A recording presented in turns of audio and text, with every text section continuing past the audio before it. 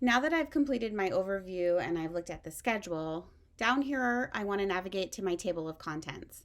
So within my table of contents, you'll notice that I've imported my 14-week module. But when I imported the 14-week module, the modules within that 14 weeks have been what we would call nested under the module. So they're sort of sub-modules, and we don't want them there. So what I need to do is I need to just take the sub-module and I'm going to drag it right up above the 14-week module, and you'll see that it now appears as a module. So there's a slight size difference between the module and the sub-module. So again, I'm just dragging and dropping. One of the nice things you'll notice about Brightspace is that this drag and drop feature does appear in almost every area within Brightspace. So whether you are within, navigating within a module to your content, or if you are in other locations, you will see it there. I'm going to pause the video real quick and just finish dragging these. Okay, now I have finished dragging all of my sub-modules up, and they now are their own module. And you'll notice that that 14-week module is still down here. So what I want to do is I'm going to click right on that module, and you'll notice that it opens it up over here on the right-hand side.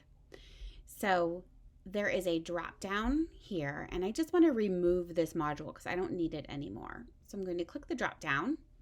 And you'll notice that in addition to deleting the module from here, I can also edit the title, I can hide the modules, and I could do a manual move up and move down if, let's say, the drag and drop just is not working very well for me. But what I want to do is I want to click delete module.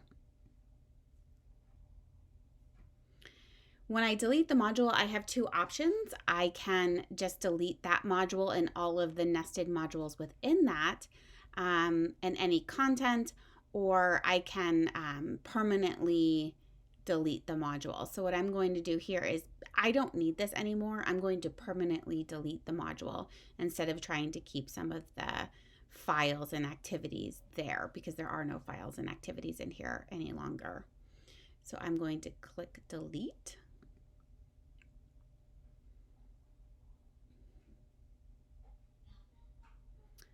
You'll notice it is now deleted for me. So now when I come into my content, I have my table of contents, I have my start here module and each of my weekly modules. If I want to add a module, I can certainly go ahead and do that. I can click here for add modules, and maybe I want to add a resources module. So now my resources module appears down here at the bottom. I can certainly drag it up and drag it down depending on where I want that to be located.